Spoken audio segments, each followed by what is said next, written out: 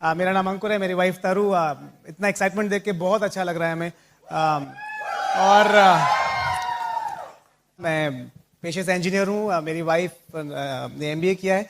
और आज हम अगले 1.5 घंटे में जो बात करेंगे, हो सकता है आप इस हॉल में पहली बार आज आए हों, इस बिजनेस में पहली बार आए हों, आज सुन रहे हो इस हॉल में बैठकर, या हो सकता है आप में से कुछ लोग अपनी कार में, अपनी टेप पर या सीडी पर सुन रहे हो। और अगले 1 घंटे में हमारी टॉक सुनकर आप क्या डिसीजन लेंगे, इस पर डिपेंड करेगा कि क्या ये बिजनेस आपकी लाइफ में कुछ इम्पैक्ट करेगा या नहीं करेगा। जैसे रेडियो पे चैनल आते हैं ना, या टीवी पर, तो ट्रांसमिट तो सारे चैनल एक साथ होते हैं। डिपेंड करता है आप कौन सा चैनल पिकअप करते हैं। सास बहू भी साथ में आता है, आस्था चैनल भी साथ में चलता है, कार्टून भी साथ में चलता है, स्पोर्ट्स चैनल भी साथ में आता है, गानों का चैनल भी, मूवी का चैनल भी, सब साथ में चलते हैं। पर आपका रिसीवर क्या पिकअप करता है, उस पर डिपेंड करता है कि आप क्या देख पाएंगे। तो सेम चीज आज है, हमारा ट्रांसमीटर तो बहुत कुछ ट्रांसमिट करेगा, पर आपका रिसीवर क्या पिकअप करेगा, इस पर डिपेंड करेगा कि जब आप यहां से बाहर निकलेंगे आज इस हॉल से, तो क्या लेकर आप बाहर निकलेंगे, है ना।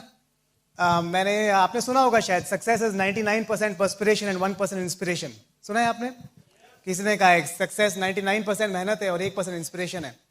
और हम में से बहुत लोग सोचते हैं कि 99% पर्सपिरेशन मतलब ज्यादा मेहनत करना जरूरी हो, कि वो 99% है। पर मेरे ख्याल से वो जो 1% है वो ज्यादा इंपॉर्टेंट है, क्योंकि जो 99% पर्सपिरेशन है वो तो सब कर रहे हैं। कौन आदमी है जो मेहनत नहीं कर रहा है, जो पसीना नहीं बहा रहा है, जो रोज सुबह से लेकर रात तक 12 घंटे काम नहीं कर रहा है? कौन? पर क्या हर एक आदमी सक्सेसफुल है? फर्क शायद उस 1% इंस्पिरेशन का है ना। क्योंकि कुछ लोगों के पास वो 1% इंस्पिरेशन है, कुछ लोगों के पास नहीं है, और शायद उससे बहुत बड़ा फर्क पड़ जाता है। तो बहुत लोग सोचते हैं, आप शायद यहाँ बैठे हो और सोच रहे हो, हमें क्या जरूरत है इन्हें सुनने की, इस कपल को, ये हमें जानते नहीं है, ये लोग पता नहीं कहाँ से आए हैं और ये क्या बात करेंगे। तो शायद हम आपको आज वो 1% इंस्पिरेशन दे पाए, है ना। वो हमारा गोल है। मुझे आपके बारे में नहीं पता है, पर अगर मैं देखूं अपने बैकग्राउंड में, तो मेरे पड़ोसियों में, रिलेटिव्स में, पहचान के लोगों में, कलीग्स में, दोस्तों में, कोई भी आदमी ऐसा नहीं है जो करोड़पति हो। मैं किसी ऐसे आदमी को नहीं जानता अपनी पर्सनल लाइफ में, इस बिजनेस से पहले, जो मर्सिडीज बेंज चलाता हो, या बीएमडब्ल्यू चलाने का सपना भी रखता हो, या एक पैलेशियल मकान में रहता हो। तो वो जो 1% इंस्पिरेशन है, उसका कोई सोर्स नहीं है। वो कहां से मिलेगी, ये क्वेश्चन है। आपकी लाइफ में मुझे नहीं पता कि कितने लोग हैं जो आपको वो 1% इंस्पिरेशन दे सकते हैं फाइनेंशियली सक्सेसफुल होने की। ये आप देख रहे हैं ना, ब्रिट वर्ल्ड वाइड इंडिया, इसका एक ही चार्टर है। इसका चार्टर है unlimited association with financially free people. मतलब आप इतने फाइनेंशियली फ्री लोगों से अपनी जिंदगी में इस ऑर्गेनाइजेशन के थ्रू मिल सकते हैं जिनसे आप कभी नहीं मिल सकते। और हमारे साथ वही हुआ है। पिछले कुछ सालों में मैं एक सिंपल इलेक्ट्रिकल इंजीनियर हूं, पर इस ऑर्गेनाइजेशन के थ्रू इतने सारे लोगों से मिलना हुआ है, इतनी इंस्पिरेशन मिली है कि हम लाइफ में ऊपर उठना शुरू हो गए। हम जान पाए अपने स्पॉन्सर्स को, दीपक और शालिनी चौधरी, वो फाउंडर्स एमरल्ड्स हैं, कैलिफोर्निया में रहते हैं और बहुत बड़ा बिजनेस है वर्ल्ड वाइड, बहुत ड्रीम बिल्डर है। उनके ऊपर शाजू और रम्या जनार्दन फाउंडर्स एमरल्ड हैं, और उन्होंने हमें बहुत इंस्पिरेशन दी है। उनके ऊपर है मणिपाल और रेणुका रेड्डी, ईडीसीज।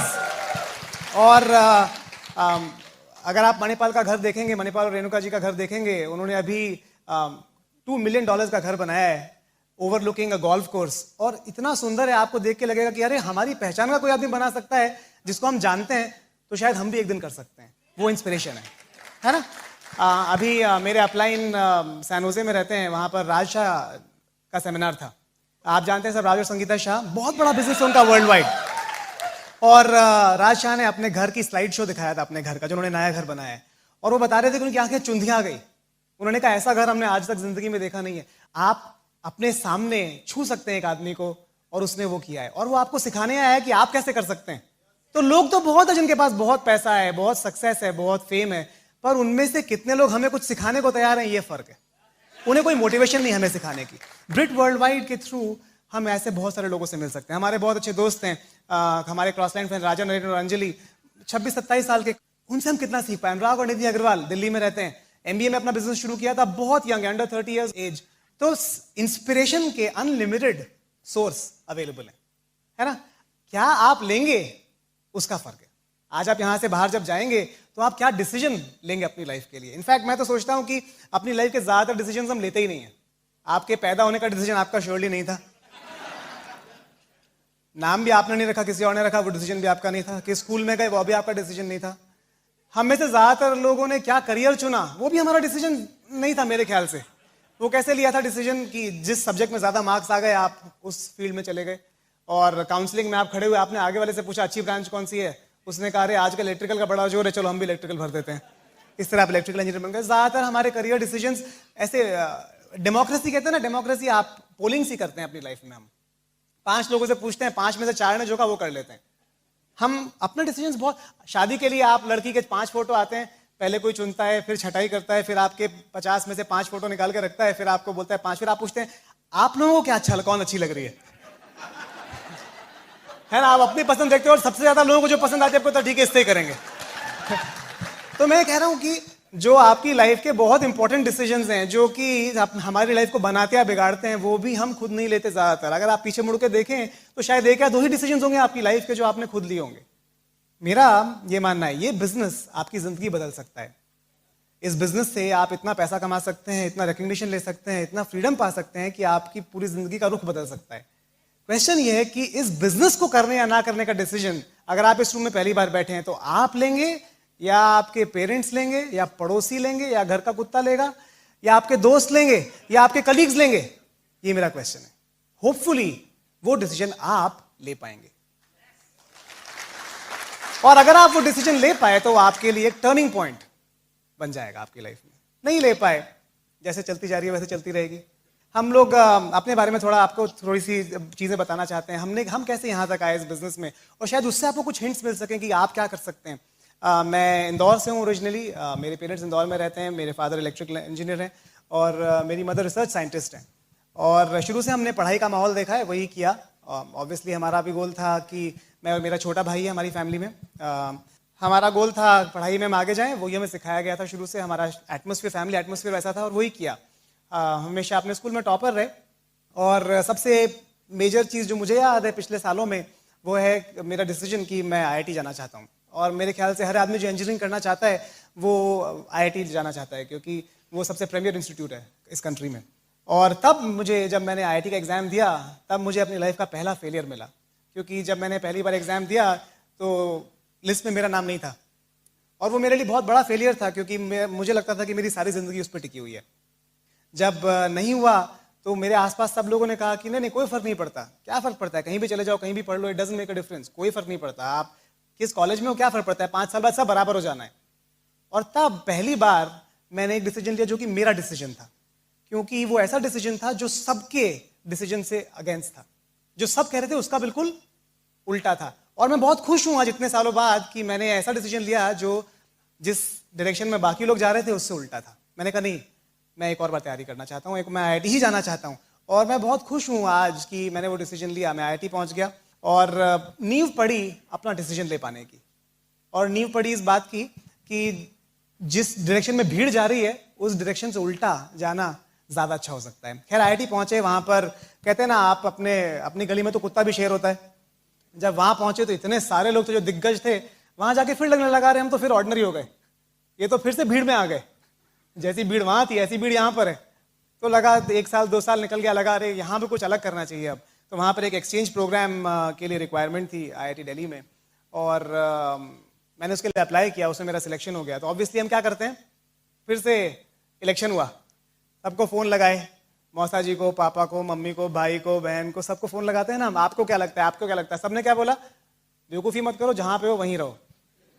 और मुझे लगा इसका एग्जैक्टली उल्टा करना चाहिए, वही ठीक होगा शायद, तो एग्जैक्टली उल्टा किया। और एक्सचेंज प्रोग्राम में इंजीनियरिंग का एक साल करने के लिए मैं फ्रांस पहुंच गया, लियों, इंसा द लियों, एक साउथ फ्रांस में एक इंस्टीट्यूट है। और 1 साल मैंने इंजीनियरिंग वहाँ करने का डिसीजन लिया। बहुत अच्छा डिसीजन लिया, मुझे लगता है मेरी ज़िंदगी का सबसे इंजॉयबल 1 साल वो साल था। इतना एक्सपोजर मिला लाइफ में उस यंग एज में कि बहुत ज़्यादा मज़ा आया, आज तक मुझे वो याद है टाइम।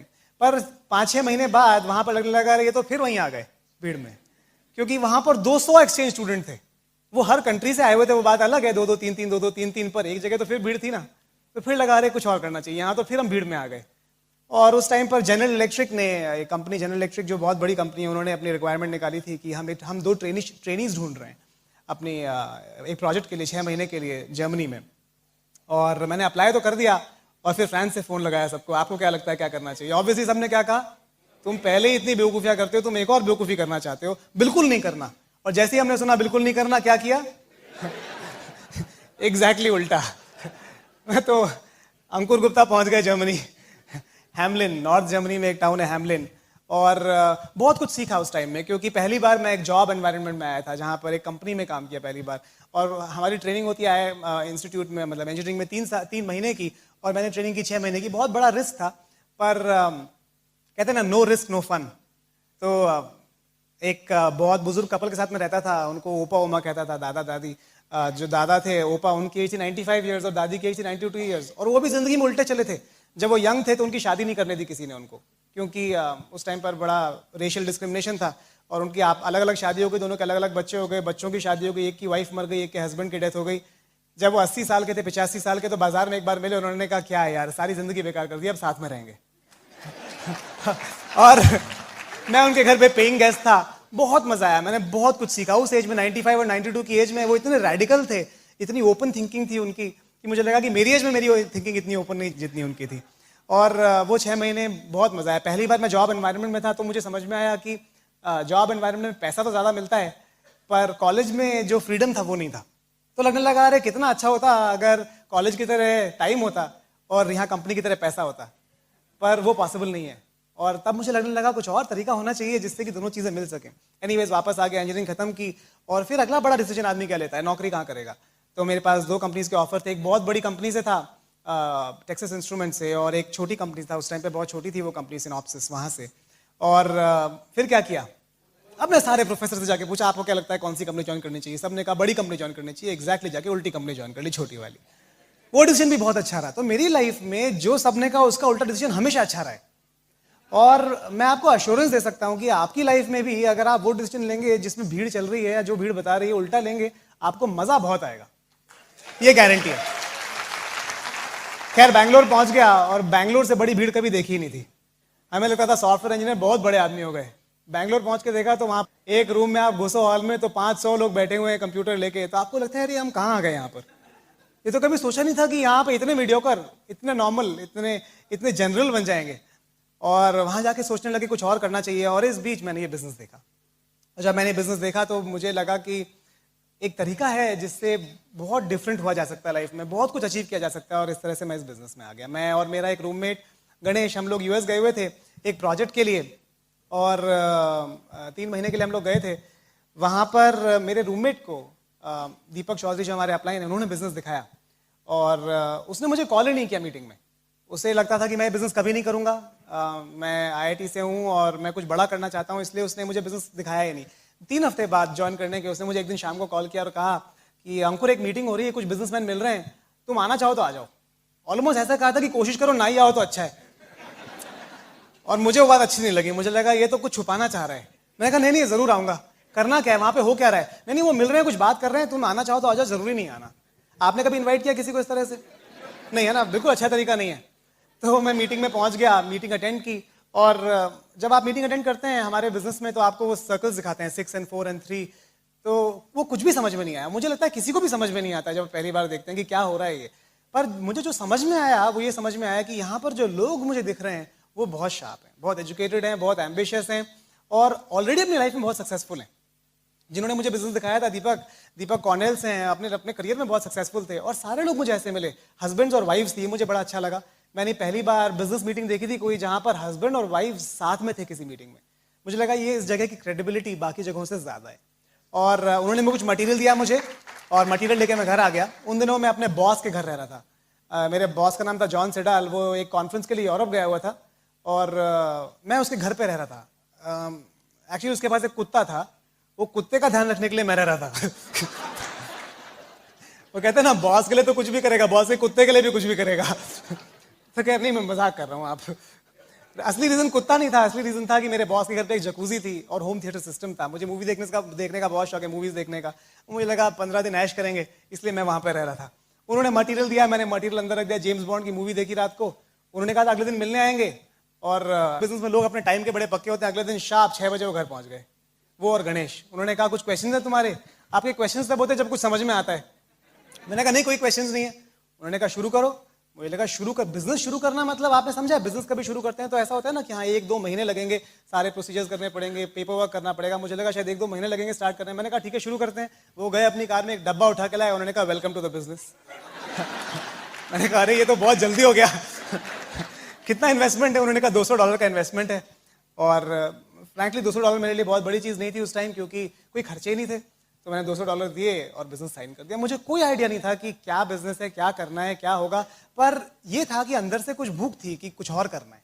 अपने जॉब के अलावा अपना टाइम, एक्स्ट्रा टाइम यूज करने के लिए, वीकेंड्स यूज करने के लिए मैं कुछ करना चाहता था और बिजनेस स्टार्ट कर दिया। मैं 1.5-2 महीना वहां पर था। मैंने सिस्टम देखा, बहुत सारी मीटिंग्स अटेंड की, टेप्स सुनी और मुझे बहुत अच्छा लगा, पर बिजनेस में करना क्या ये कोई आइडिया नहीं था। इस बीच मेरा जो रूममेट था गणेश, वो वापस इंडिया आ गया और वापस आके चेन्नई जाके उसने अपने पेरेंट्स को बताया कि मैंने बिजनेस स्टार्ट किया, ऐसा ऐसा बिजनेस है। उसके पेरेंट्स ने तो बिल्कुल उसका लेफ्ट राइट सेंटर हो गया, क्योंकि इतना डांटा उसको कि तुझे वहां पे हमने इसलिए भेजा था, तूने इतनी पढ़ाई की है, तुझे तो नासा का साइंटिस्ट बनना है और तू ये क्या साबुन बेचेगा क्या? और वो बहुत डर गया। उसने हमें कॉल किया कि मेरी मम्मी ने कहा मैं सुसाइड कर लूंगी अगर मैंने बिजनेस किया। तो हमने उसे कहा देख यार, इतनी जल्दी कोई नहीं मरता है, तू चिंता मत कर, तू स्टार्ट कर। पर उसने कहा नहीं नहीं नहीं नहीं नहीं नहीं, मैं नहीं कर सकता। और मैं वापस आ गया इस बीच में 2 महीने बाद। मैंने कहा तू स्टार्ट नहीं करेगा तो मुझे और ऊपर स्टार्ट करना पड़ेगा। इस तरह से मैं दीपक के अंडर स्पॉन्सर हो गया। दीपक चौधरी मेरे अपलाइन बन गए फॉर्चुनेटली। और अनफॉर्चुनेटली मेरा रूममेट जो मुझे इस अपॉर्चुनिटी में लाया, जिसने मेरी जिंदगी बदली, वो उसका रास्ता बदल गया और उसने MS किया और अब वो US में जॉब कर रहा है। फिर एनीवेज, पहली बार मैं किट लेने गया एमवे डिस्ट्रीब्यूशन सेंटर। किट भी खुद ही लेना था क्योंकि अपलाइन तो US में थे। और जब किट लेने गया तो पहली बार प्रोडक्ट देखा। अब तक प्रोडक्ट ही नहीं पता था। ये पता था बिजनेस बहुत अच्छा है, पर प्रोडक्ट ही नहीं पता था। सोच सकते हैं आप कितना इग्नोरेंट था। तो जब 420 का वो कपड़े धोने के लिए हमारा डिटर्जेंट है 420 रुपए का, मैं तो ऑलमोस्ट गिर गया, क्योंकि 420 रुपए के तो अंकुर गुप्ता के घर में बर्तन भी नहीं थे। 420 रुपए का बर्तन धोने का साबुन, मतलब क्या करेंगे उसका? हमारे यहाँ मेड कभी आती थी, कभी नहीं आती थी, कभी साफ करती थी, कभी नहीं करती थी। 320 रुपए का फर्श पोछने का साबुन। हमें लगा इसका भी क्या करेंगे। खैर लगा ये तो नहीं चलेगा, ये हम कर नहीं सकते। सिर्फ 6-7 प्रोडक्ट्स थे कुछ साल पहले। अब प्रोडक्ट लाइन बहुत एक्सपैंड हो गई है, छोटे साइजेस आ गए हैं, सैशेज आ गए हैं 5-5 रुपए के भी। और तब ऐसा नहीं था, तब प्रोडक्ट्स बहुत महंगे थे, इसलिए लोग बहुत डरते थे बिजनेस करने में कुछ साल पहले। शायद आप में से भी कुछ लोग इसलिए डर रहे हो कि अरे प्रोडक्ट्स बहुत महंगे हैं, पर बहुत बदल गया प्रोडक्ट्स। तो बहुत ही अमेजिंग है अब तो। खैर तो लेकिन डर लगा कि अगर ये नहीं करेंगे तो फिर बैठ के रोज टीवी देखेंगे, उससे अच्छा है कुछ किया जाए। और मैं किट लेके आ गया और किट लाके मैंने अपने घर पे रखा। हमारे जो काम वाली आती है उसको दिया। हमारे यहाँ साउथ में एक बहुत फेमस बर्तन धोने का साबुन आता है, सबीना। हमारी मेड बोलती है भैया आप सबीना ला के दो। और मैंने कहा सबीना क्या होता है? बोलती है वो सबसे अच्छा बर्तन धोने का साबुन होता है। मैंने कहा बॉस ऐसा है, हमारी मर्सिडीज तो ये प्रोडक्ट से आने वाली है, या तो तुम जॉब रख लो या तुम प्रोडक्ट रख लो। तो उसको जबरदस्ती प्रोडक्ट यूज कराना शुरू किया और वो जो चीज 6 महीने चलती थी वो 1 महीने में खत्म कर देती थी। तो खूब पीवी होता था, तो बहुत बढ़िया था। अभी हमारे यहाँ ओपन मीटिंग होती है बैंगलोर में, एक मीटिंग हर हफ्ते हम ये सिस्टम अरेंज करता है, जिसमें आप जाते हैं, प्रेजेंटेशन देख सकते हैं।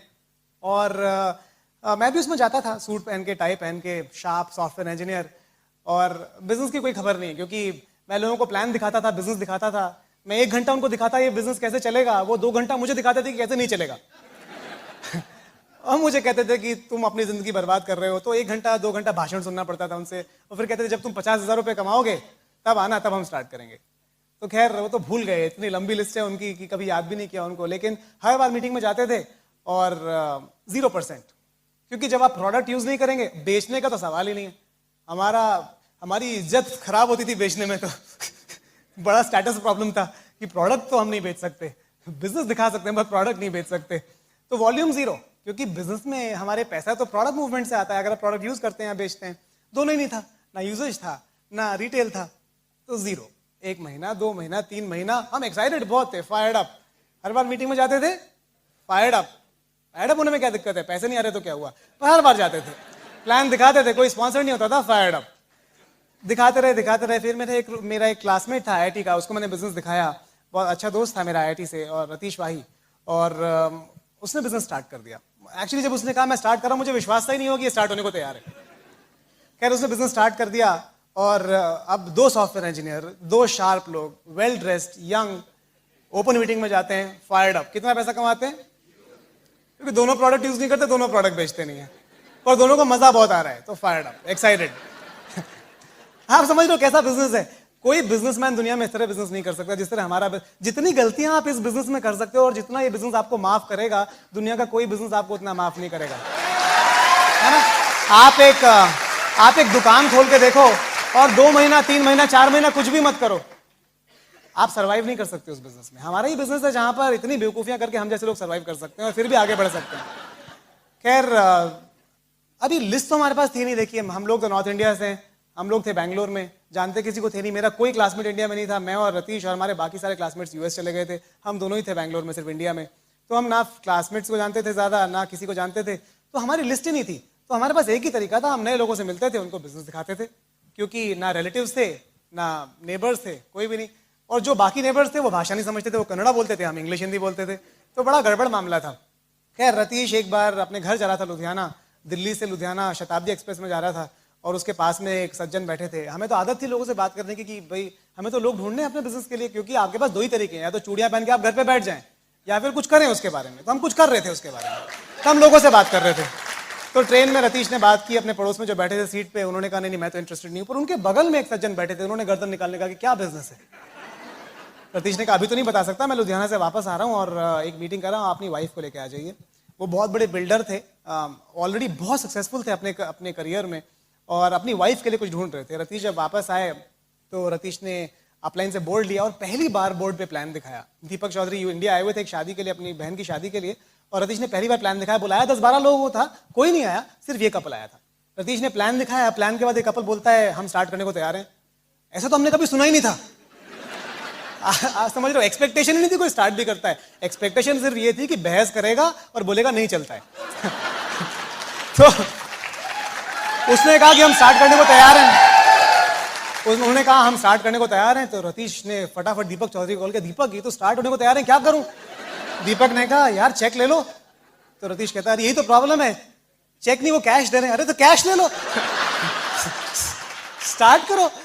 और हमारे पास ना फॉर्म था ना कुछ था, हमने उनको स्टार्ट कराया, रतीश ने स्टार्ट कराया। बैंगलोर आके हमने उनका किट शिप किया और किट अपने आप पहुंचा।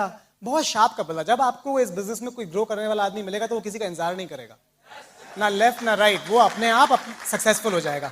और इस कपल ने अपना किट खुद खोला, खुद सीखा और 1 महीने के अंदर उन्होंने अपने काका मामा चाचा नाना नानी भाई बहन सबको स्पॉन्सर कर दिया, पूरा खानदान एलओएस में। तो अभी अंकुर गुप्ता और रतीश भाई 0% से सीधे 9% पे आ गए। Fired up.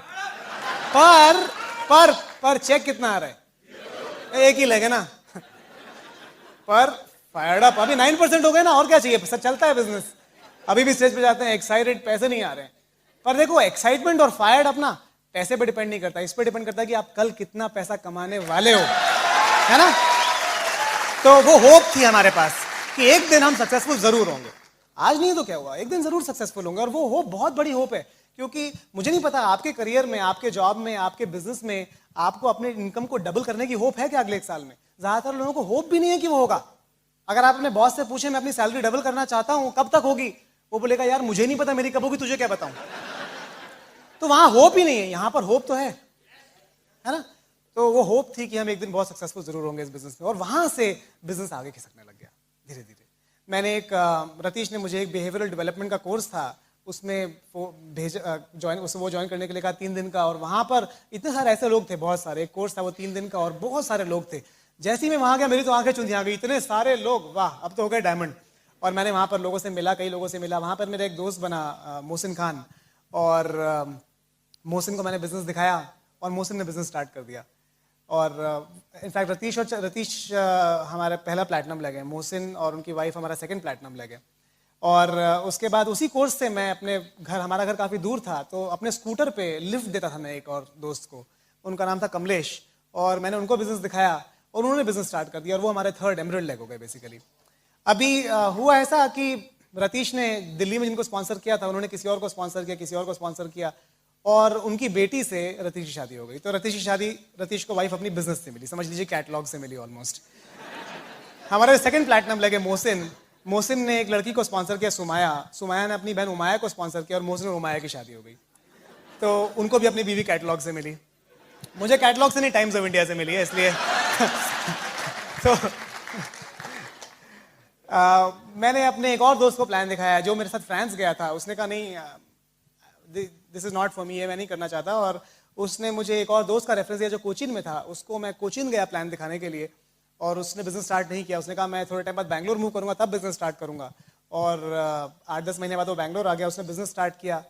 पर बिजनेस स्टार्ट करने के थोड़े दिन बाद ही फैमिली में सिचुएशन आ गई, फिर वो यूके चला गया, फिर यूएस चला गया, सारी दुनिया घूमने के बाद वापस बैंगलोर आया 2005 में, और उसकी शादी हो गई थी तब तक, गौरव और दिव्या, और वो हमारा 4th प्लैटिनम लेग हो गया। तो ये सारे ऑर्गेनाइजेशंस बहुत बड़े हैं, वर्ल्ड वाइड स्केल करते हैं सारे ऑर्गेनाइजेशंस। हमारा बहुत बड़ा बिजनेस यूएस में सारे लेग्स के थ्रू, और हमें बहुत मजा आ रहा था बेसिकली बिजनेस में। आपको सोचना ये है, आपको ये नहीं देखना है कि आप आज कहाँ पर हैं। अगर आप ये समझ लेंगे कि आप कहाँ जा सकते हैं और क्या पॉसिबिलिटी है, तो आप कुछ भी अचीव कर सकते हैं, है ना। तो डे टू डे एक्टिविटी के लिए जब आपको फेलियर मिल रहा होगा, जब लोग आपको मना कर रहे होंगे, तो उसको सपोर्ट देने के लिए एक सिस्टम है, और वही सिस्टम है जिससे ये सेमिनार है। और अगर आप ये टेप सुन रहे हैं तो टेप है, और ये सपोर्ट सिस्टम आपको जिंदा रखेगा, क्योंकि हम कन्वेंशनल बिजनेसमैन नहीं है, हमने कभी ना सुना ही नहीं था अपनी लाइफ में, तो हमें सपोर्ट चाहिए था। अगर हमें सपोर्ट ना होता, हेल्प ना होती, तो हम सक्सेसफुल हो ही नहीं सकते थे कभी इस बिजनेस में। 2004 तक ऐसा हुआ कि मेरी और तरु की हमारी पार्ट टाइम इनकम इस बिजनेस से, अपने जॉब से 2 या 3 गुना हो गई थी। और 2004 में हमने डिसाइड किया कि अब जॉब की ज़रूरत नहीं है, और बहुत बड़ी रिटायरमेंट पार्टी दी, और अब मैं और तरु दोनों हम लोग घर पे रहते हैं। हमारा 2.5 साल का एक बेटा है, और बहुत मज़ा आ रहा है। लाइफ इज़ अनबिलीवेबली गुड, है ना। इस बिजनेस का फ्यूचर बहुत ब्राइट है। जिस तरह से प्रोडक्ट लाइन्स एक्सपैंड हो रही हैं, जो चीज़ें हो रही हैं, वो बिल्कुल अनबिलीवेबल हैं, आप सोच भी नहीं सकते हैं। अगर हम देखें आज से 8 साल 7 साल पहले जो प्रोडक्ट्स थे और जो आज थे, बिजनेस बिल्कुल बदल चुका है। आज से 7 साल बाद आप फिर भी नहीं पहचान पाएंगे अपने बिजनेस को, क्योंकि फिर बिल्कुल बदल चुका होगा। क्वेश्चन ये है कि आज इस बिजनेस के लिए कौन काम करेगा। जो आज काम करेगा वो 7 साल बाद उसका फायदा उठा सकता है ना। तो मेरी वाइफ और मैं, हम लोग इक्वल पार्टनर्स हैं अपने बिजनेस में। इनफैक्ट तरु के आने से, जब तरु हमारी शादी हुई तो मैं ऑलरेडी प्लैटिनम क्वालिफिकेशन में था, और तरु के आने से मेरे बिजनेस की स्पीड इनफैक्ट कई गुना बढ़ गई। क्योंकि सबसे इंपॉर्टेंट बात है, तरु में बहुत कॉमन सेंस है, बहुत ज़्यादा समझ है इस बिजनेस की, और बहुत अच्छी बहुत जल्दी लोगों से रिलेशनशिप बनाने की कैपेबिलिटी है। तो मैं चाहता हूँ कि आप थोड़ा पार्ट तरु से सुने, और फिर हम बात करेंगे। Thank you.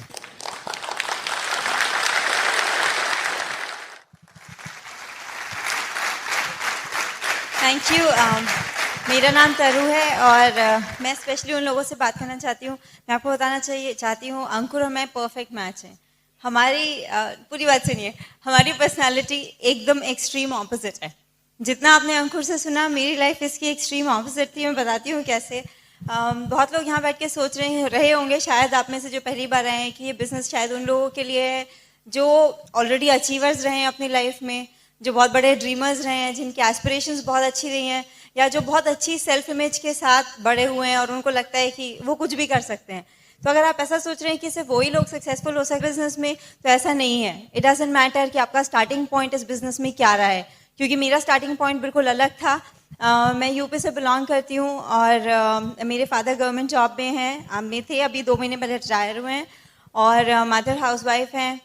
मेरी एक बड़ी सिस्टर है, और मैरिड हैं, बॉम्बे में रहती हैं, उनके हस्बैंड IIT से हैं वो भी। और मेरा एक छोटा ब्रदर है, उसकी वाइफ दोनों होटल इंडस्ट्री से हैं, और वो यूके में सेटल्ड हैं, और मैं बीच में हूँ। तो मेरी पूरी फैमिली प्रीटी मच इंजीनियर्स की फैमिली है। तो मेरे फादर भी चाहते थे कि हम तीनों बच्चे इंजीनियरिंग में जाएं, जो नहीं हुआ। तीनों ने अपने अपने लिए अलग अलग प्रोफेशंस चुने। तो दूसरी ऑप्शन थी कि लड़कियों के लिए हस्बैंड्स इंजीनियर्स ढूंढ दिए जाएं। तो मेरे पापा भी मेरे लिए IIT का लड़का ढूंढ रहे थे। तो टाइम्स ऑफ इंडिया, जैसे उन्होंने बोला, टाइम्स ऑफ इंडिया के थ्रू हमारी शादी हुई। और मैं बहुत करियर ओरिएंटेड थी। करियर ओरिएंटेड में मैंने MBA किया HR में। मैं ओबरॉय होटल्स में जॉब करती थी, और जब मैं पढ़ रही थी तो बेसिकली मैंने ऐसी लाइन चुनी थी, मैं चाहती थी मैं जॉब करूं, करियर ओरिएंटेड थी।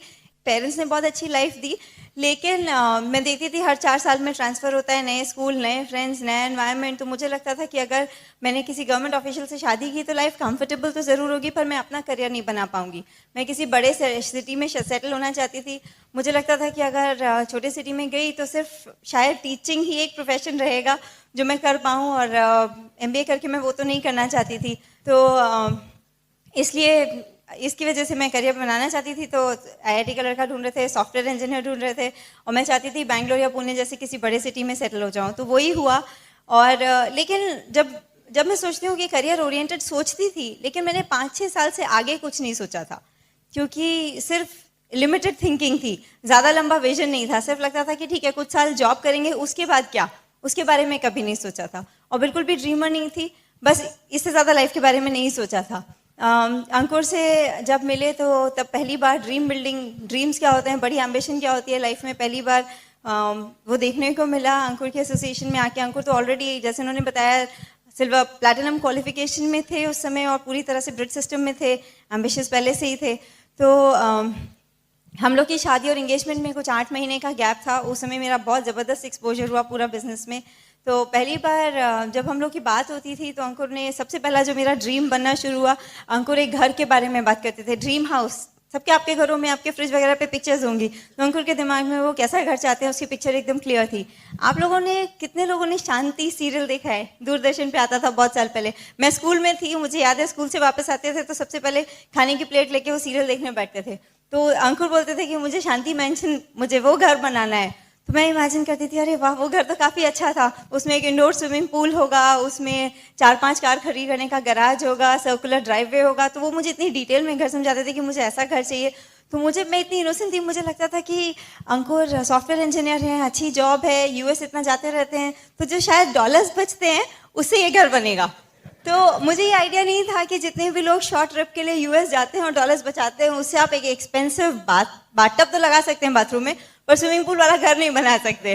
और रियलिटी यही है। देखिए हम अपने फ्रेंड्स को, फैमिली को, जो लोग हमारे साथ हैं, सबको यही करते हुए देखते हैं। बहुत ज़्यादा ड्रीम रहता है, लगता है कि हाँ जाएंगे, ऑन साइड जाएंगे, पैसे कमाएंगे और उस पैसे से एक टाइम के लिए तो आप कुछ कर सकते हैं। जैसे सब लोग क्या करते हैं, अगर बैंगलोर में आपको अच्छा फ्लैट भी खरीदना है तो 45-50 लाख का आता है, तो आप जो भी पैसे बचा के आप शायद 20 लाख का डाउन पेमेंट दे देंगे, 30 लाख का ईएमआई ले लेंगे। या तो फिर आप जब एक अच्छी ट्रिप के बाद जो भी अपने पैसे बचाएं वापस आएंगे तो आपकी छोटी गाड़ी थोड़ी बड़ी गाड़ी में बदल जाएगी, लेकिन आप इससे ज़्यादा उससे कुछ नहीं कर सकते। क्योंकि बहुत बड़ा फ़र्क ये है कि वो इनकम वन टाइम इनकम है, उसमें कैश फ्लो कुछ नहीं है, पर मंथ आने वाली कोई एक्स्ट्रा इनकम नहीं है। तो ये बात मुझे उस समय समझ में नहीं आई थी। ये तो था जो हम लोग मटीरियलिस्टिक ड्रीम्स की बात करते थे। दूसरी चीज़ जो मुझे बहुत अच्छी लगी, अंकुर बात करते थे कि वो बोलते थे एक परफेक्ट मैरिज होना चाहिए, हमें रोल मॉडल बनना है दूसरों के लिए, रोल मॉडल बनना है, परफेक्ट बेटा होना चाहिए, परफेक्ट बहू बनना है, परफेक्ट बहन भाई का एग्जाम्पल, परफेक्ट रिलेशनशिप्स। तो मुझे लगता था कौन 24 ईयर ओल्ड ऐसा है जो, और अंकुर बोलते थे कि जिस सोसाइटी ने हमें इतना दिया है, हमें उस सोसाइटी के लिए कुछ करना है। हम दोनों बराबर एज के हैं। मैंने अपने किसी फ्रेंड को, किसी कलीग को, जो मेरी एसोसिएशन थी, मैंने किसी को इस डायरेक्शन में सोचते हुए ही नहीं देखा था। तो मुझे बहुत अच्छा लगा, क्योंकि ये पॉसिबिलिटी थी ही नहीं, सब अपने बारे में सोच रहे थे, उसके आगे तो कुछ सोच ही नहीं रहे थे। और तीसरी चीज़ जो अंकुर मुझे बोला करते थे, वो बोलते थे यंग रिच एंड फ्री, जो हमारी टेप का टाइटल भी था। लेकिन कुछ साल इस बिजनेस में हार्ड वर्क करने के बाद यंग रिच एंड फ्री तीनों चीज़ें हमारे लिए भी पॉसिबल हो गई, और वो हर किसी के लिए पॉसिबल है। तो ऐसे मेरी इस बिज़नेस में एंट्री हुई। और शादी से कुछ पहले मैं अपने एक ऑफिस के काम से 2 वीक के लिए बैंगलोर आई, और वो मेरा बहुत अच्छा एक्सपीरियंस था। मैंने कुछ और इमेजिन किया था। अंकुर तो कोर आईबीओ थे, 6:30 शार्प मेरे को मेरे ऑफिस से पिकअप करते थे और 10:30 तक अपने साथ सारी मीटिंग्स में लेके जाते थे। उसके बाद डिनर करके वापस फ्लाइट पे ड्रॉप करके आते थे। तो बहुत फोकस थे, कोई डिस्ट्रैक्शन नहीं था। और आप सोच सकते हैं जो कपल कोटिंग कर रहा हो उस समय भी कोई डिस्ट्रैक्शन नहीं है, तो इसका मतलब फोकस काफ़ी क्लियर है। और उस समय मैं अंकुर के साथ सभी मीटिंग्स में गई। उसके टाइम पे मैंने होम मीटिंग, ओपन मीटिंग सब अटेंड किया। इनफैक्ट उस समय हमारे अपलाइन ईडीसी जो है मणिपाल रेड्डी, वो भी बैंगलोर आए हुए थे, मैंने उनका एक सेमिनार देखा। और डबल डायमंड कुमार शिवरामकृष्णन, उनका भी एक सेमिनार देखा। तो मेरा बैंगलोर का 2 वीक्स का स्टे बहुत ज़्यादा इवेंटफुल था। जब मैं वहाँ पर थी मुझे सब चीज़ अच्छी लग रही थी, लेकिन मैं कॉन्स्टेंटली एक चीज़ कंपेयर कर रही थी। मैं अच्छे कॉलेज से पढ़ी, मैंने अच्छी डिग्री ली, मैं अच्छी जगह जॉब करती थी, और मेरे सारे फ्रेंड्स भी वैसे ही थे। लेकिन मैं एक बड़ा डिफरेंस देख रही थी कि जितने भी मेरे फ्रेंड्स हैं, हम सब का रूटीन, मेरे को सिर्फ 2 साल, तब तक से 1-1.5 साल ही हुआ था जॉब करते हुए, और मेरे जितने भी फ्रेंड्स थे हम सब मंडे टू सैटरडे काम करते थे, कुछ और नहीं करते थे। सैटरडे रात को पार्टी करते थे और संडे को देर से सो के उठते थे, बाकी घर जो भी काम होता है पेंडिंग वो करते थे, और मंडे से सैटरडे फिर से एक रूटीन लाइफ चालू हो गई थी। तो कॉलेज से फ्रेश निकले हुए, लेस देन 2 years एक्सपीरियंस, हम लोग ऑलरेडी एक रट सिस्टम में आ गए थे। तो मुझे लगता था कि मैंने कंपैरिजन देखा, क्योंकि मैं बैंगलोर में देख रही थी, अंकुर के साथ जितने भी लोग थे सब 22 से 25 की एज ब्रैकेट में थे। सबकी डिग्री, सबके कॉलेजेस मेरे कॉलेज से बेटर थे, सब आईआईटी और अच्छे इंजीनियरिंग कॉलेज के थे। सबके जॉब्स मेरे और मेरे फ्रेंड्स के जॉब से ज़्यादा पेइंग जॉब्स थे। और उसके बाद भी उन सबकी एक डायरेक्शन थी लाइफ में, सबका एक ऑलरेडी एक गोल था, उनके पास गोल था, उनके पास ड्रीम था, और उस ड्रीम को अचीव करने के लिए वो ऑलरेडी फ्यूचर का व्हीकल भी चूज कर चुके थे। तो मुझे एक बहुत बड़ा कॉन्ट्रास्ट लगा कि वही 24 साल के लोग यहाँ हैं, वही 24 साल के लोग मेरे फ्रेंड सर्कल में हैं, लेकिन एक डायरेक्शन का फर्क है। वहाँ एक मीनिंगलेस लाइफ बस जा रही थी, Monday to Saturday, Monday to Saturday, Monday to Saturday. और यहाँ पे ये लोग जितने भी लोग थे सब हर इवनिंग अपने फ्यूचर के लिए कुछ कर रहे थे। तो मैंने एक बड़ा कॉन्ट्रास्ट देखा जो मुझे बहुत अच्छा लगा। और बैंगलोर में सब देखा, उसके बाद मैं वापस चली गई और वापस जाके मैंने किसी को नहीं बताया कि अंकुर बिजनेस में है। मैंने सबको बताया कि मैंने वहाँ क्या मजे किए, क्या जो भी मुझे अच्छा लगा सब बताया, लेकिन मैंने किसी को नहीं कहा कि अंकुर बिजनेस में है। क्यों? बिजनेस के साथ प्रॉब्लम नहीं थी, प्रॉब्लम मेरी सेल्फ इमेज में थी। मेरे को लगता था कि लोग क्या कहेंगे। देखिए, जो लोग दो ही तरह के लोग अटेंशन से नहीं डरते, दो तरह के बच्चे। जब मैं मतलब बड़ी हो रही थी, आई वॉज वेरी शाय। ऐसा नहीं था कि अंकुर की तरह स्टेज फियर, मतलब उनको स्टेज फियर नहीं है, he was into debates and things like that, और मैं एकदम ऑपोजिट थी। कोई ग्रुप एक्टिविटी में भी शायद किनारे पे चले जाओ जिससे कोई देख ना सके, वो मेरी पर्सनालिटी थी। तो मुझे एकदम अलग था। तो मैंने किसी को बताया नहीं, क्योंकि जो दो तरह के बच्चे होते हैं ना, एक होते हैं कि जिनको अटेंशन मिलती है, वो जीनियस होते हैं, बिल्कुल एक्सेल करते हैं जहां भी वो कर रहे होते हैं, तो सब लोग उनका एग्जाम्पल्स देते हैं। अंकुर उस कैटेगरी में थे। दूसरी तरह के बच्चे होते हैं जो बहुत बदमाश होते हैं, इसलिए वो नोटिसेबल होते हैं, तो मैं उसमें भी नहीं थी। तो दोनों में मुझे अटेंशन की आदत नहीं थी। और आप कुछ भी चीज़ जो सोसाइटी, जो आप भीड़ से अलग हटके करते हैं, उसमें आपको अटेंशन मिलता है। तो इसी वजह से मैं किसी को बता ही नहीं पाई, कि बताना नहीं चाहती थी कि अंकुर बिजनेस में है। और मुझे से ज़्यादा अंकुर ने मेरे को दो चीज़ें बोली। उन्होंने बोला कि इस बिजनेस को बिल्ड करने के लिए it takes guts and a very good self image. और जो भी लोग लाइफ में सक्सेसफुल होते हैं, वो कभी भी किसी की ओपिनियन की चिंता नहीं करते। कोई भी सक्सेसफुल आदमी चिंता नहीं करता कि लोग क्या कहेंगे, उसे कोई फर्क नहीं पड़ता। तो मैं आपको ये इसलिए बता रही हूँ क्योंकि अगर आपका स्टार्टिंग पॉइंट अलग है, अगर आप अपने स्पाउस से बिल्कुल अलग हैं, इससे कोई फर्क नहीं पड़ता। अगर आप ब्रिट एसोसिएशन में रहेंगे, और अगर लेडीज, अगर आप मेरे जैसे हैं कि ड्रीमर भी नहीं थे, और लेकिन इस एसोसिएशन में रहेंगे और हस्बैंड के सबमिशन में रहेंगे, तो चलते चलते आपको ड्रीम भी मिल जाएगा, रीजन भी मिल जाएगा। तो ब्रिट सिस्टम में बहुत पावर है, आपकी पर्सनालिटी टोटली ट्रांसफॉर्म हो सकती है, क्योंकि वो मैंने अपने साथ खुद ही देखा है। फिर उसके बाद हम लोग की जब शादी हो गई, मैं शादी के बाद बैंगलोर वापस आई। और एक्चुअली इससे पहले एक बहुत टर्निंग पॉइंट मेरा कुछ और ही था। टर्निंग पॉइंट हम लोग की शादी से 1 महीने पहले बॉम्बे में एक एफईडी हो रहा था। नवंबर 2000 में मैंने एक एफईडी अटेंड किया, और अंधेरी स्पोर्ट्स कॉम्प्लेक्स में था। बहुत सारे लोग आए थे, बहुत डिफिकल्ट था उसमें आना। पर अंकुर ने मुझे एक चीज़ बोली कि अगर तुम वहाँ पे नहीं आओगी तो हमारा बिजनेस 1 साल पीछे हो जाएगा। मैंने अंकुर का कमिटमेंट देखा था बिजनेस में, तो मुझे लगता था कि मेरी वजह से कैसे बिजनेस पीछे हो सकता है। तो किसी तरह पेरेंट्स को मनाया और मैं बॉम्बे आ गई। और वहाँ मैंने पहली बार मेरा फेथ लेवल आया बिजनेस में, और मेरे को मैंने बिग पिक्चर देखा इस बिजनेस का। एफईडी हम लोग का सबसे इंपॉर्टेंट इवेंट होता है, सबसे इंपॉर्टेंट फंक्शन है। और उस फंक्शन से मुझे कुछ 2-3 चीज़ें बहुत क्लियरली याद है। पहली चीज़ जो मैंने देखी, बहुत सारे लोग थे, अंकुर तब तक सिल्वर क्वालिफाई कर चुके थे। मैंने देखा हज़ारों की लाइन लगी हुई है, पर उसके बाद भी लेडीज़ और जेंट्स की कोई अलग क्यों नहीं थी। लेडीज़ बहुत कंफर्टेबल थी, कोई स्मोक नहीं कर रहा था, कोई ड्रंक नहीं था, कोई धक्का मुक्की नहीं हो रही थी। और यूपी में अगर लड़कियां थिएटर नहीं जाती हैं सिर्फ इसी वजह से क्योंकि एनवायरनमेंट अच्छा नहीं होता। तो मैंने कभी नहीं इमेजिन किया था कि किसी ऐसी जगह इंडिया में जहां इतनी बड़ी गैदरिंग हो, इतना ऑर्गेनाइज्ड हो सकता है। तो मेरे को बहुत अच्छा इंप्रेशन पड़ा पहले। और उसके बाद जब फंक्शन स्टार्ट हुआ, तो मुझे 3 कपल्स याद हैं जिन्हें मैंने स्टेज पे देखा। कांति एंड लता गाला, कुलीन मीना देसाई एंड कुमार एंड अंजलि। तो मैं बताती हूँ मुझे क्या चीज़ याद है। मुझे उन लेडीज़ के, मुझे उनकी ड्रेसेस याद हैं, मुझे उनके हैंडबैग्स याद हैं, मुझे उनकी ज्वेलरी याद है, मुझे उनके सैंडल्स भी याद हैं। मुझे वो सब देख के सिर्फ ये समझ में आया कि जिस लाइफस्टाइल की बात अंकुर करते हैं, वो लाइफस्टाइल ऑलरेडी जो लोग स्टेज पे खड़े हैं ले चुके हैं। तो it's not a dream, it's a reality जो हमारे लिए भी थोड़े दिन में हो जाएगी। पहली चीज़ मुझे वो समझ में आई। दूसरी चीज़ जो मुझे बहुत ज़्यादा इमोशनली अपील की, वो ये थी जिस तरह से स्पीकर्स ने अपनी वाइफ्स को स्टेज पे इंट्रोड्यूस किया। जब कांति जी ने लता जी को बुलाया, कुली जी ने मीना जी को बुलाया, और कुमार जिन इन 3 लोगों का मुझे याद है, जिस तरह उन्होंने अपनी वाइफ को ब्रिंग अप किया, मैं सिर्फ एक चीज़ सोच रही थी, कितने लोग हैं जो 10-15 साल से ऊपर जिनकी शादी को हो गए हों, और वो इतने सारे हज़ारों के लोग की संख्या में लोग बैठे हैं और वहाँ पे इतनी तारीफ करके अपनी वाइफ को बुलाएंगे स्टेज पे। मुझे वो बहुत पसंद आया। मुझे लगा अगर इनके साथ हो रहा है तो मेरे साथ भी होगा।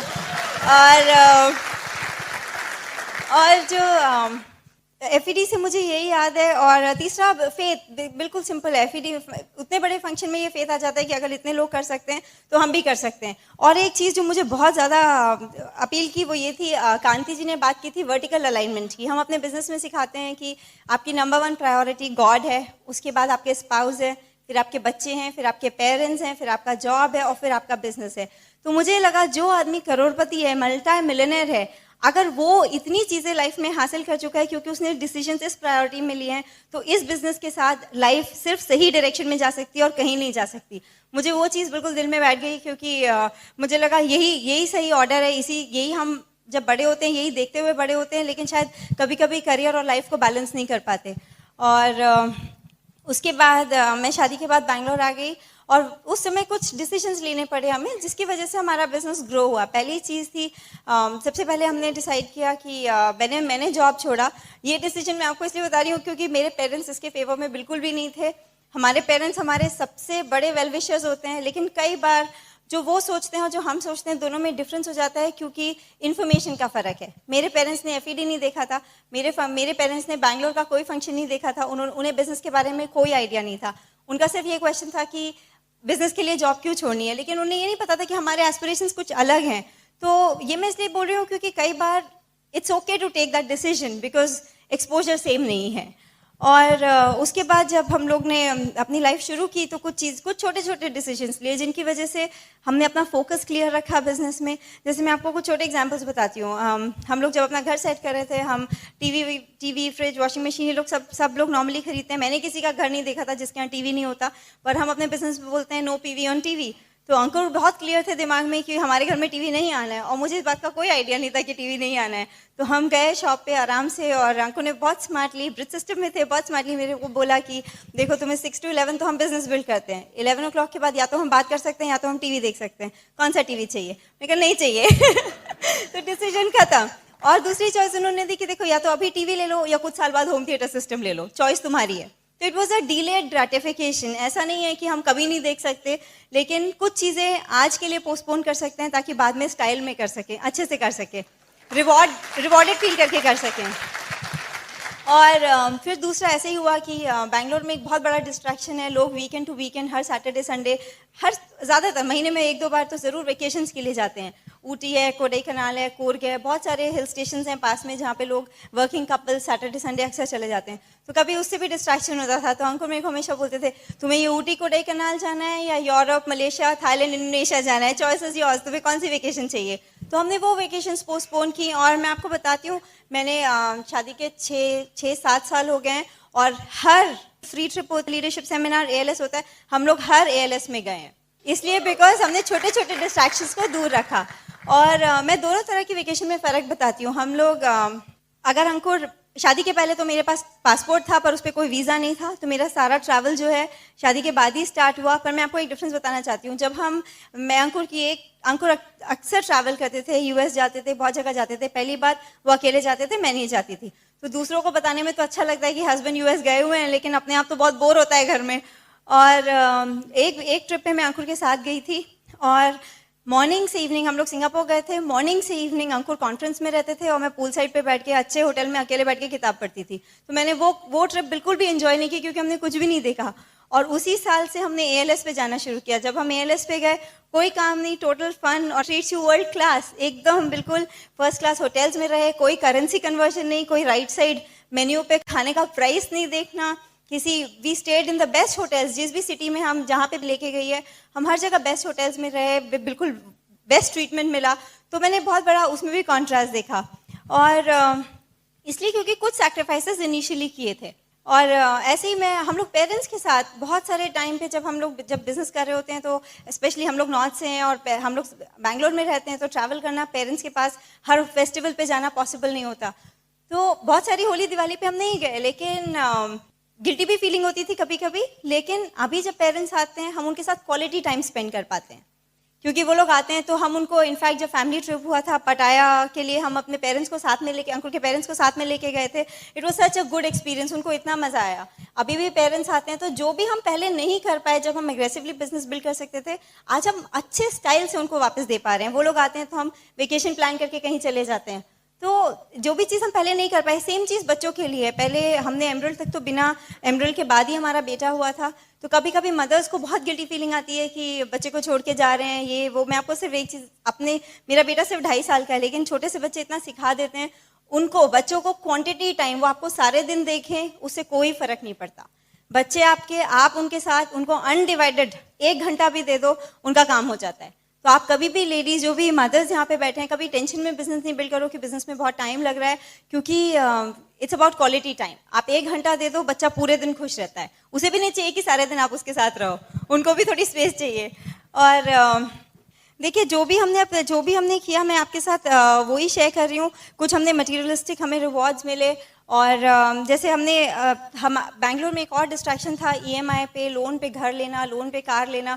हम लोगों ने वो भी थोड़े दिन तक पोस्टपोन किया। जब हमारा बेटा हुआ उसके 2 दिन पहले हमने शेवरोले ऑप्ट्रा खरीदी, कैश डाउन 9 lakhs की, 3 years back, which was a good thing, क्योंकि हर कुछ आजकल ईएमआई पे आता है। We didn't want to do that. तो हमारे सर पे कोई लोन नहीं है, कोई डेट्स नहीं है, कुछ भी नहीं है। और बिजनेस ठीक तरह से बिल्ड किया तो अंकुर रिटायर हो सके। और जब बेटा होने वाला था तो अंकुर को पेटर्निटी लीव के लिए अप्लाई नहीं करना पड़ा, मुझे मैटर्निटी लीव के लिए अप्लाई नहीं करना पड़ा। Both of us really enjoy, हम बिल्कुल, हमें बहुत अच्छा लगता है कि हम अपने बेटे को खुद बड़ा कर पा रहे हैं, उसके साथ टाइम दे पा रहे हैं। और और एक चीज़, पेरेंट्स के साथ में, फैमिली के लिए, अगर आपकी फैमिली आपके साथ बिजनेस में है, बहुत बड़ी ब्लेसिंग है, क्योंकि बिजनेस में हम यूनिटी सिखाते हैं, बिजनेस में हम सबमिशन सिखाते हैं। अंकुर का सिर्फ एक छोटा भाई है, और छोटा भाई और उसकी वाइफ, वो हमारे साथ बिजनेस में है, बैंगलोर में ही रहते हैं। तो इनके पेरेंट्स, ये लोग 2 भाई हैं। आप ये सोचिए, 2 डॉटर इन लॉ एकदम साथ में मिल के रहते हैं, कोई ईगो क्लैशेस नहीं, कोई फाइट नहीं, क्योंकि वो हमारा 5th लेग है, फाइट तो हो ही नहीं सकती। तो पेरेंट्स के लिए देखिए कितनी अच्छी चीज़ है, क्योंकि फैमिली यूनाइटेड है। नहीं तो आज जहाँ पे भी सब लोग बहुत करियर ओरिएंटेड हैं, अग्रेसिव हैं, सबकी लाइफ्स कुछ साल में अलग अलग हो जाती हैं। आप सोच के देखिए, 4 लोग, 4 वर्किंग इंडिविजुअल्स। मैं आपको अपना नॉर्मल स्नैपशॉट बताती हूँ। अगर मतलब हम बहुत थैंकफुल है कि ये बिजनेस हमारी लाइफ में आया। अगर हम इस बिजनेस में नहीं होते तो हमारी लाइफ, टिपिकल कपल की लाइफ ऐसे होती, आप दोनों वर्किंग हो, आप 9 to 6, आप बिल्कुल रोज 9 to 9 ही हो जाता है, हस्बैंड वाइफ दोनों वर्किंग है। आप एक पॉश अपार्टमेंट में, आप बिल्डिंग में एक अपार्टमेंट ले लेते हो, 2 कार्स रख लेते हो, और आप दोनों उस पर आप ईएमआई पे करते हो। अगर बिजनेस नहीं किया होता, हमारे साथ भी यही हुआ होता। और मैं बोलती हूँ, करियर ओरिएंटेड थी और जॉब करना चाहती थी, लेकिन अगर ये सेकंड केस होता तो जॉब करना मेरी मजबूरी होती, मेरी चॉइस नहीं होती, मेरी एम्बिशन नहीं होती। क्योंकि जब आप एक लाइफस्टाइल के यूज टू हो जाते हो, आप उससे कम नहीं रह सकते। और अगर सर पे हमारे ईएमआई होता, बिकॉज हमने एक बड़ी कार और एक फ्लैट लिया हुआ होता, तो मेरी जॉब पे 15 साल का कमिटमेंट होता। क्योंकि एक आदमी की सैलरी से घर होता है और सेविंग्स होती हैं, और एक आदमी की सैलरी से ईएमआई पे होता है। तो थैंक गॉड दैट हमने ये बिजनेस स्टार्ट किया, क्योंकि हम इस पूरे झमेले से बाहर हैं। कोई ईएमआई नहीं, कोई टेंशन नहीं, आई हैव अ चॉइस। अंकुर को भी इनफैक्ट चॉइस मिल गई, लेकिन आई थिंक लेडीज के लिए बहुत बड़ी ब्लेसिंग है अगर उनके ऊपर कोई फाइनेंशियल कमिटमेंट नहीं हो।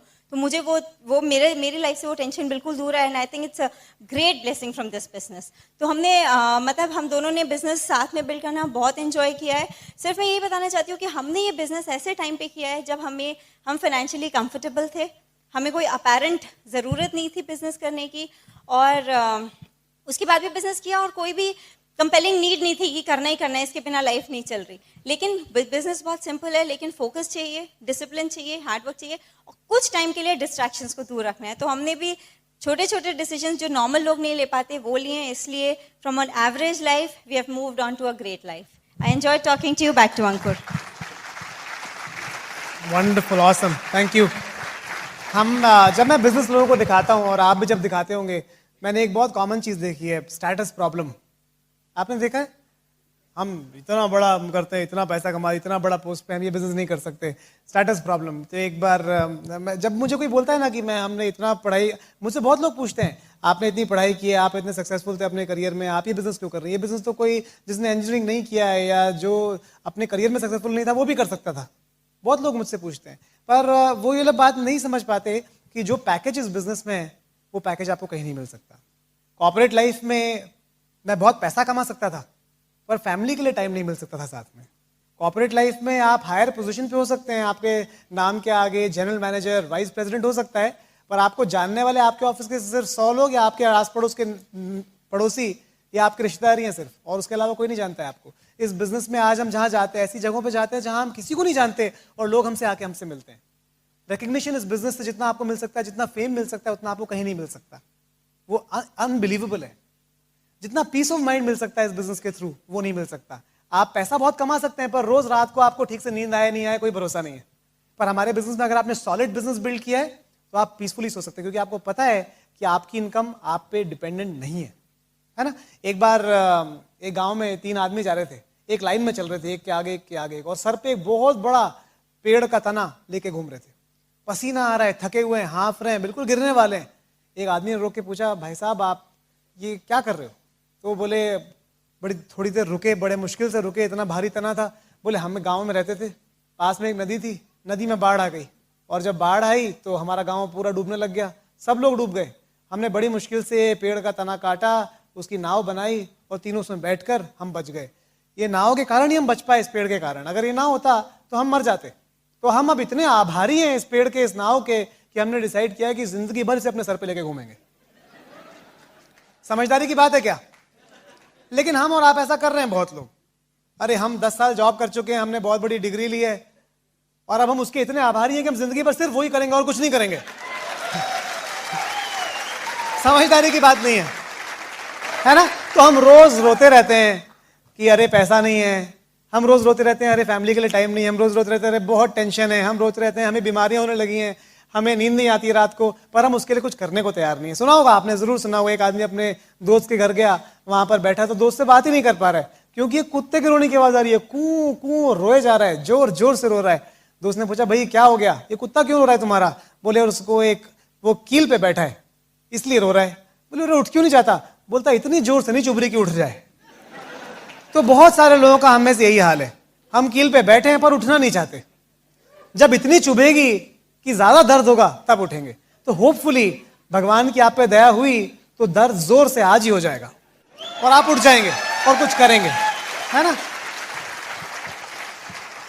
पर डिसीजन लीजिए अपनी लाइफ में। अगर आप डिसीजन नहीं लेंगे तो कुछ बदलेगा नहीं, और किसी की चिंता किए बिना डिसीजन लीजिए। ये मत सोचिए कि दूसरे क्या कह रहे हैं, दूसरे क्या सोचेंगे, दूसरे क्या कहेंगे। लाइफ में कोई कुछ भी अचीव नहीं कर पाया दूसरों के कहने से। आपको अपना डिसीजन खुद लेना पड़ेगा और ट्राई करना पड़ेगा अपनी लाइफ में। शायद ये बिजनेस आपकी जिंदगी वैसी बदल दे जैसे इसने हमारी बदली है। बहुत अच्छा लगा आपसे बात करके। Thank you and back to our host.